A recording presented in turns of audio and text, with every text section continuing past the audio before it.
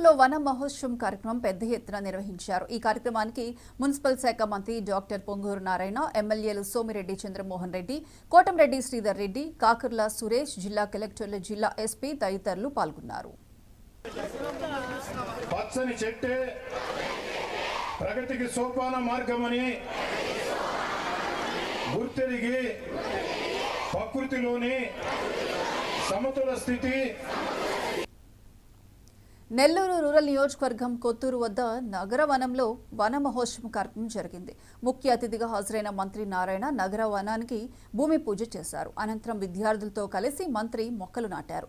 నగర వనం ఆర్ట్ గ్యాలరీని ఎమ్మెల్యేలు, ప్రజాప్రతినిధులతో కలిసి మంత్రి తిలకించారు.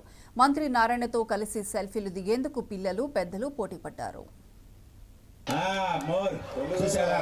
14 నుంచి 19 అప్పుడు యాక్చువల్గా దీన్ని స్టార్ట్ చేసింది, ప్రారంభించింది తెలుగుదేశం ప్రభుత్వంలోనే. అయితే అప్పటికిప్పటికీ కొంత డెవలప్ చేశారు. అయితే ఇంకా డెవలప్ చేయాల్సింది చాలా ఉంది. గ్రీనరీ అనేది చాలా ఇంపార్టెంట్. మనిషి బతకాలంటే నీరు ఉండాలి. నీరు లేకుండా ఉంటే మనిషి బతకలేడు. ఒకరోజు నీళ్ళు తాకుండా ఉండగలరా పిల్లలు?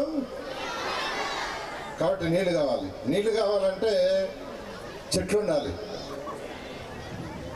చెట్లు ఉంటేనే మీకు నీళ్ళు వస్తాయి, ఇలాంటి నీళ్ళు రావు.